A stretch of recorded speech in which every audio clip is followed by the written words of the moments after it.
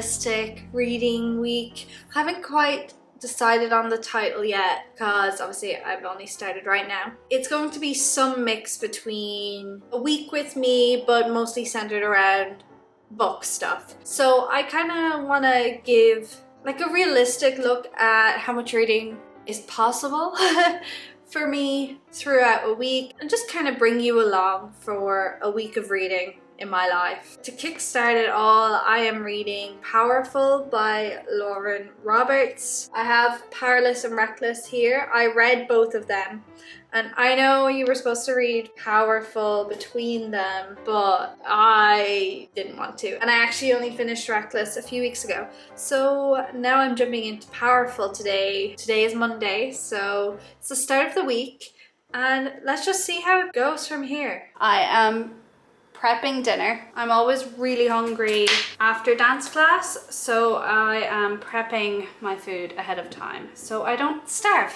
basically.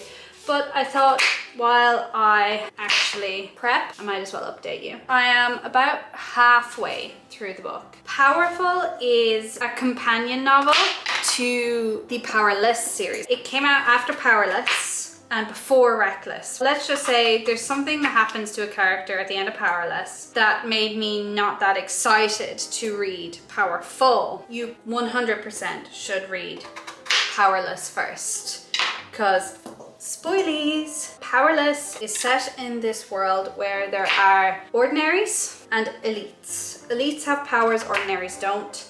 The elites believe that ordinaries essentially weaken the bloodline and are going to inevitably make the elites less powerful, and therefore the king kind of ordered them to, all the ordinaries, to get out, and now he has his son, the enforcer, hunt down ordinaries that are hanging on and in hiding. Powerless is about Payden, who is one of said ordinaries who's been living in the kingdom in secret, posing as an elite. Definitely a more minor elite, like she's a psychic. Realistically, her power is deduction. Hence, you know, Powerless being the name of the series. But anyway, Powerful is set in tandem with Powerless. It is about Adina, who is Payden's friend back in the slums. So Adina was in the first book a little bit, and you do get to know her a little bit as well, especially through like Payden's feelings for her. This novella was kind of filling in blanks of what Adina was getting up to when Payden was doing her thing in Trials. Obviously, I'm reading Adina's story now,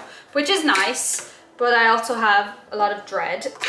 Again, I can't really address that too much because obviously, in case you haven't read Powerless. And then there's also this guy, Mac, who is interesting. There was recently some revelations about him that I think was very interesting, and just it sheds more light on the political climate, or the control that the king has on everyone. The king not only wants to get rid of ordinaries, but he also wants to get rid of elites that are too powerful. That's incredibly intriguing. I suppose it touched on that in Powerless and Reckless.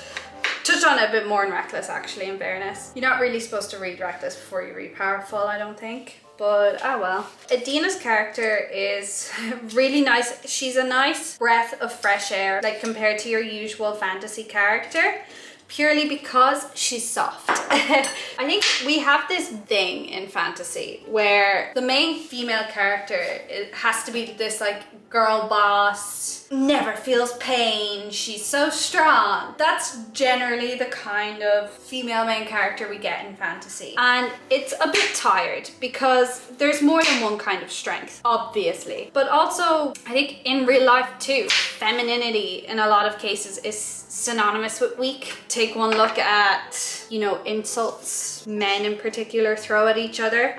You know, grow a pair, or like little bitch is another one. All of these words are like feminine in root. All the rest, I'm not gonna get up here on like a little rant about that and what that's about. But so many like heroines are written in the same kind of style over and over again, almost as if it is this crime to be gentle or delicate. Something about Adina is that she is delicate. She's not a fighter. She keeps saying she's a lover, not a fighter.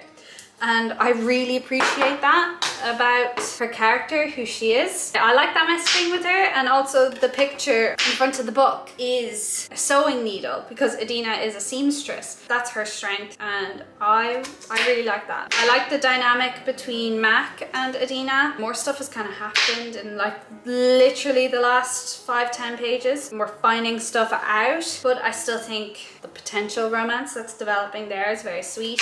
I'm curious to see if we'll see some of the characters pop up again. I don't believe I saw Mac in Reckless, but I could be wrong. Don't quote me on that. Again, kind of my fault for reading them out of order. So I think that relationship is quite sweet. The only thing that concerns me is that since this is a novella, like it is what, 250 pages? I don't know how much page time they're gonna get, because it's only 250 pages. It could mean that their relationship or whatever is gonna happen between them moves a bit quickly, potentially. I'm just speculating because this isn't a full-length book. So far, I think the bits and pieces we're getting is really cute. They're plotting together as well, so there's more to it than just them meeting and fancying each other. They're doing stuff, particularly related to the trials and Payton and what's going on that we know across the way, I suppose. That's my little update on Powerful. I'm enjoying it. I think it's a nice addition, especially for people who want more of Adina's story. I'm curious how this second half is gonna go, so I'm excited to keep reading. I do not have very much of this book left. I think about 40 pages, and I'm dreading it because I know what happens because of Powerless, and if you know, you know. So I'm gonna probably struggle through this last 40-ish pages and see how it goes.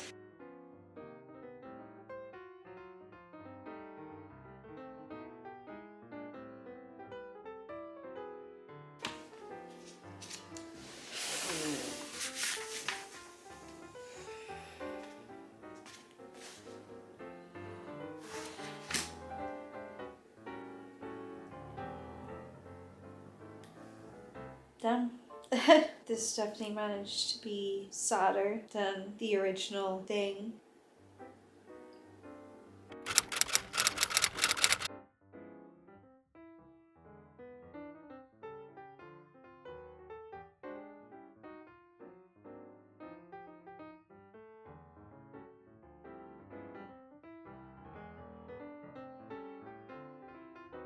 Happy Tuesday to you guys. Here is our outfit of the day.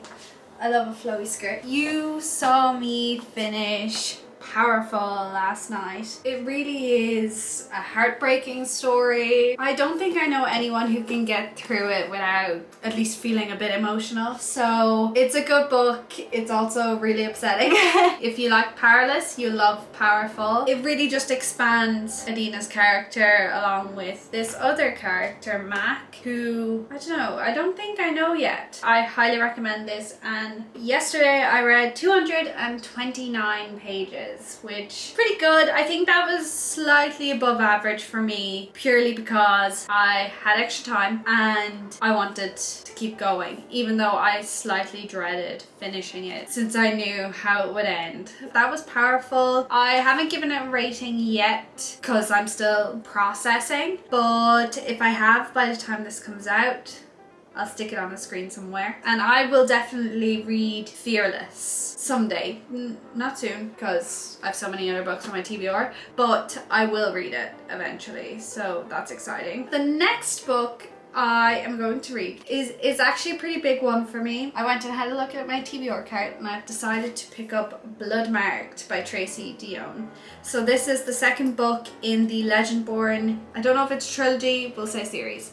And the third book is out, but only in like either hardbacks or like weird tall version. I'm not actually going to read the third one yet because I want them all the same size for my bookshelf, but it's time to read Blood Marked This is also YA fantasies. I am really filling up on YA fantasy, but I am really excited for this. I loved Legendborn. Here's my cute little bookmark that I finally get to use again. Don't know if you can see that. It's a Cassandra Clare quote. One must always be careful of books and what is inside them, for words have the power to change us. So that's one of my favorite Cassandra Clare quotes from Clockwork Angel. I'm super duper excited. It has one of the most interesting magic systems like ever. It draws from Arthur, King Arthur and the Knights of the Round Table. So I love when books have some kind of historical or mythology tie. For example, Percy Jackson, Greek mythology. So I love when there's something historical or mythological and used and brought into the fictional real world and used. Yeah, I love it. I love it. So I will keep you updated. And here's to another good day of reading. It is a lot later now and I am really tired, but I wanted to quickly drop in and update you before I succumb to sleepiness. I started Bloodmarked and I'm like slowly making my way through. I feel like Bloodmarked is going to take probably the rest of the week to read, so this might have accidentally turned into a reading Bloodmarked. What other book deserves it? Because oh my gosh, already I'm hooked, hence why I'm so tired. My eyes are tired from reading. This book is nearly 600 pages, hence why it looks like I've barely touched it at all. Compared to like Reckless and Powerful, the writing is really small, so you know there are words packed into this, but every word is like the perfect word and it is the perfect amount of words. If you've not read Legendborn and you are a fantasy reader, what are you doing? Getting back into the lore and the universe is really fun. I've definitely taken my time to kind of think back to who's who, what's going on, the background, the King Arthur background. There's still every so often a character mentioned. I'm like, oh, should I know who they are? Should I know who they are? I'm tempted to kind of pull up a list of King Arthur and all the different Knights of the Round Table just so I can kind of track who's who. You'd get it if you'd read the book. Read it. The book is still kind of setting up. I really love Tracy Deonne's writing. Oh my gosh, everything. You can see it like crystal clear. Everything. How everyone moves, how they stand. And instead of it like coming across as if they're stage directions, it's just written like a movie. The descriptions, they're just rich. And also the magic systems are so cool. I just want to know more. And if this wasn't like a work night, I would be staying up till 2 a.m. to get as far as possible in this book. And that's what I really wanted, to get as far as possible, just keep going, but I'm like falling asleep, so I can't, which is sad. That was my quick little end of the night update on Bloodmarked. I'll see you in the morning. I've made it all the way to Wednesday, which is pretty exciting for me. Yesterday I read 103 pages from Bloodmarked. I am nowhere near making even a dent in this book, so I'm gonna keep going today. I'm actually running errands with a friend. Really excited to go out and about with her. Probably pop into a bookshop and just have a look around, but I'm on a pretty good no book buying spree because I am really trying to make a dent in my TBR and it is working. Yeah, this was only a quick little update. My fiance is away at the moment.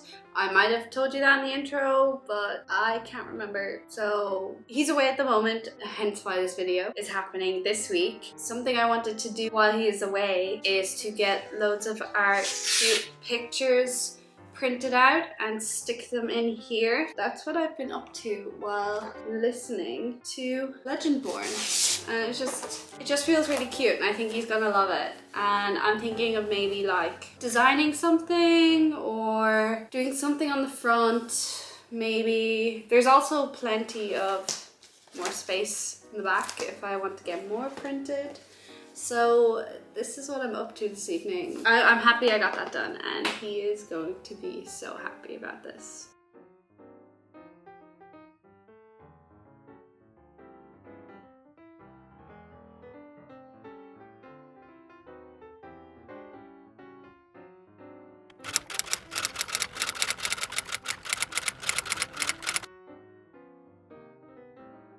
Welcome to the next day. So I am getting much further into Bloodmarked, as I kind of predicted. I will still be reading it for this whole week. Buckle up and get used to Bloodmarked content. So let me check how many pages I read yesterday. So yeah, I read 70 pages yesterday, which is not that much compared to other days. And realistically, that was just because I was out and about with my friend and I listened to the audiobook a little bit, but I didn't have as much time as I did the day before. But there's already some kind of crazy things kicking off. Let's get into the day and see how much reading we get done today. Let's talk about the Legendborn cycle. So as you know, I'm currently reading Bloodmarked. I am coming up on halfway, and basically I just wanted to give you an intro to the series. This is the second book in the Legendborn cycle.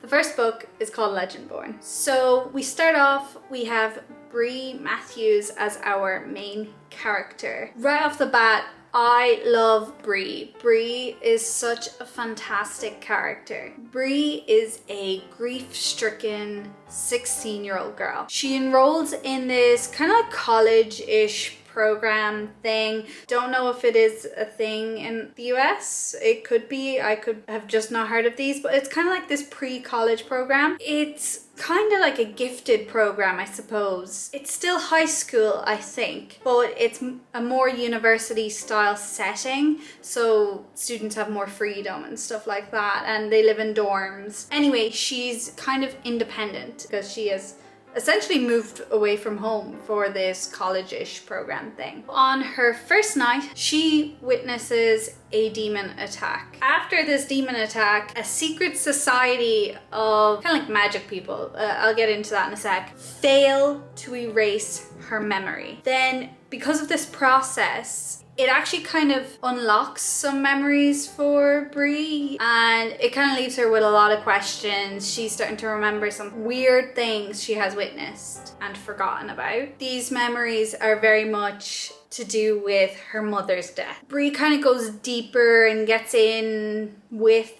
this society, this secret society of demon hunters who are known as the Legendborn, or Legendborn, whatever, in order to unlock more memories and kind of look into the circumstances around her mother's death, which it very much was ruled accidental or something like that.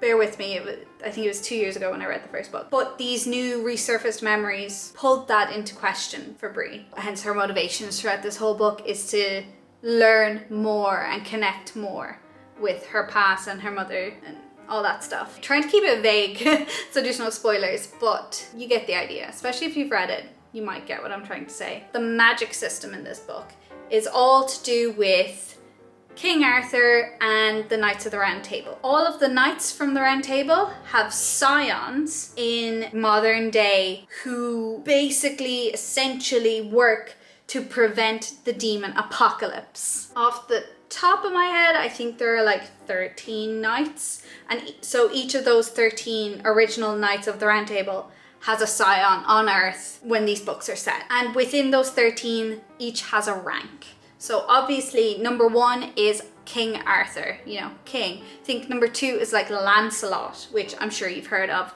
3, I don't know. And it's 3, so on. You know, it's the whole, all the Round Table guys. When a knight calls upon their scion, kind of like activates them, that scion, that human, gets the powers associated with that knight. Think super strength, healing, being really quick, stuff like that, whatever was associated with the OG guy. And this is all to lend itself in like fighting demons and protecting the earth. That's the reason for this magic, essentially. The scions are called in order of rank, depending on how serious the threat is. So think like a low level threat, 13 and 12 are like called. Humans need a little extra help, but they don't need Arthur to come in swinging Excalibur around. You know, we don't need that. But we do need a little boost from magic people. Only the low level guys get called. As it gets more serious, more knights are called all the way up to Arthur. Arthur's scion has not been called for like a century at this point. Arthur's scion being called is a sign of Camlan, basically the end of the world, and that is a direct reference to the Battle of Camlan, which is where Arthur either died or got really badly injured. It's up to which myth and everything you want to follow, but either way, it was a big battle, big battle, hence, you know, apocalypse vibes. So that's your background on these books, and we are on the second book, and oof, it is not letting up. A lot of insane things kind of happened almost instantly in this one, and it really has gotten to the point where I just want to kind of sit down and read and enjoy the book. I don't really want to put it down, which is a great sign.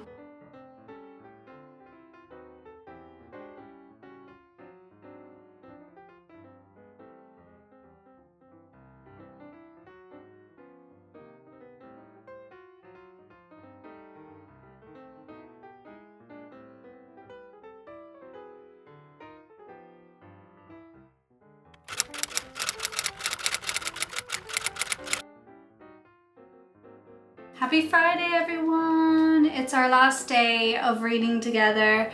I officially hit the halfway mark yesterday. I read 112 pages yesterday. Like I said, we hit halfway. I'm most likely not going to finish the book today. Let's be honest with ourselves. But everything is really kicking off. This reading week has been going pretty well, I reckon. I'm fairly proud of not only my reading consistency, but also my filming consistency. I always find it kind of hard to both read every single day and film every single day. The plan for today is a little bit of work. I'm just back from the gym, obviously some reading, and then I'm thinking I might do a bit of journaling later on in the evening. I'll bring you along for that as well, of course. So let's have a nice day.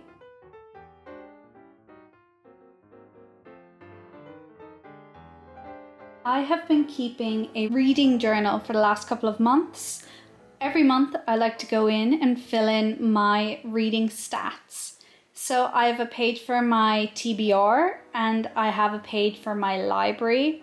On my library shelf, I like to draw the books I've read and fill in the titles. It's such a fun way to visualize the books I'm reading each month. Here I am tracking my goal. My goal this year is to read 35 books. And I'm actually doing pretty okay, so I'm pretty proud of that. Here is my series tracker where I track my series. I literally keep a log of all the series I'm in the middle of and kind of tick them off as I read them or add more books as authors write more. I am a big series reader. I love different series, especially fantasy series. I don't generally read a series all at once. I like to read one and then go try out a different book or a different series and then come back. Otherwise, I feel like I kind of burn out on the one genre or the one series, so that's why I swap around a good bit. I also do a spread for every month. All of my ideas I get from Pinterest, so this is not coming from my own brain. I also am not a good artist at all. I've never been very good at art, but I do my best, and I generally try to pick something that I feel like I can achieve or copy. For April, I'm doing a Polaroid camera, which I thought was super cute when I saw it on Pinterest. And for every month, I also put together a collage of my favorite book for that month. I print that out and I stick it into my journal.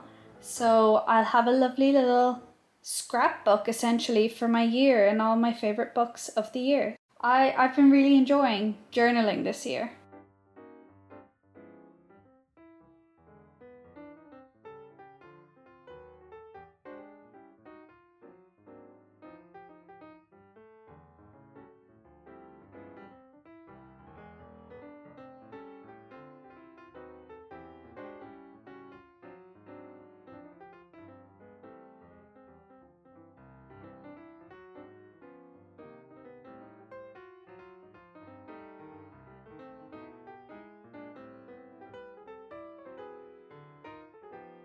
Thank you guys for following along with me for a week of reading. Suppose it was only 5 days of reading. It was a work week of reading. It is a few nights later now, and I just wanted to give you my final thoughts on the books I read and just the week in general. The reason I'm finishing this video up now is because I only had 200-300 pages left of Bloodmarked, and so I said I would just finish it and then update you guys. On Friday, I read 105 pages, which actually brought me to 619 pages for the 5 days. When I do read during the week, I do tend to read like 50 to 100 pages a day. The problem usually is making the time to read at all. I'm kind of all or nothing that way. I will read loads or read nothing for quite some time. That's kind of what this video was helping me do, is to stay consistent, especially with filming too. April has also been a really productive month. That's almost consistent every year. I'm pretty sure April is usually my best reading month, and then May is usually my worst, because I end up reading so much in April that by May I'm kind of like, I don't want to look at a word. We'll see how May finishes up. Let's talk about the 2 books I finished pretty much within the 7 days, right? Not the 5, but 7. First was Powerful. I did not end up giving Powerful a rating, and I think I'm gonna kind of keep it that way. I didn't really feel the need to rate such a short book. It was kind of like a filler character book rather than like Powerless and Reckless. It really was just to keep you going until the next book is kind of how it felt. It is super emotional, which obviously you saw earlier in this video, but I also simultaneously don't think it stood out that much to me. It's not going to stay with me that much, if that makes sense. The Powerless series in general, I have found it quite fun, but maybe potentially forgettable. I found the 2 books really incredibly predictable.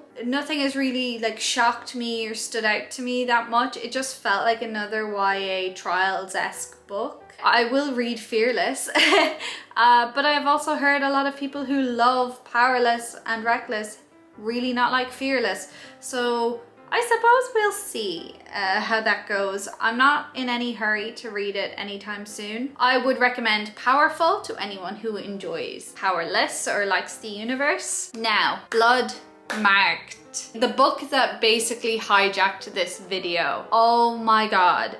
So Bloodmarked is essentially all of my favorite YA things. I don't want to call them tropes because it's not, but it has everything that I love about YA. Think Mortal Instruments meets Percy Jackson mythology, depth, lore. There is a key difference, however, in that this series, this book, at its core is about grief and also Black people's experiences navigating predominantly white spaces. Dione so beautifully uses these themes and things we're used to seeing in YA and fantasy to describe Bree's experiences with racism and microaggressions in particular. These themes are explored in the first book, but also expanded upon in Bloodmarked. Thing I usually quite like about fantasy books is that they are pretty much pure escapism, but this book is not like that. This book brings the very real world into our fantasy world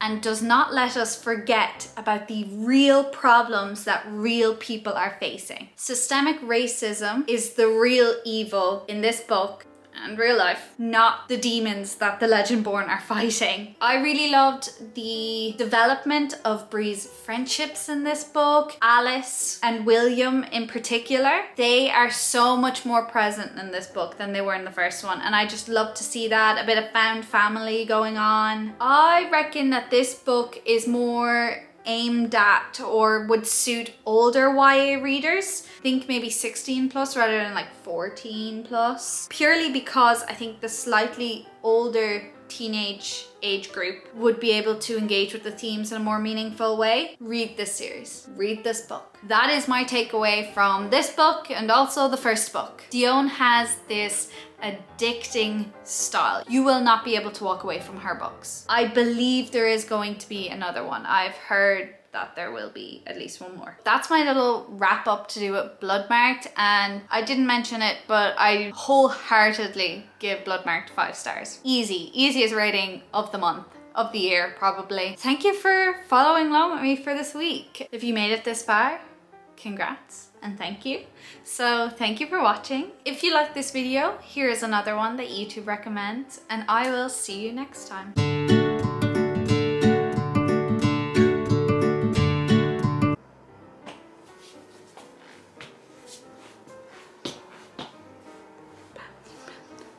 Someone has decided now is a really good time to like cut the grass or something. So apologies if you can hear like a humming. Not annoying at all.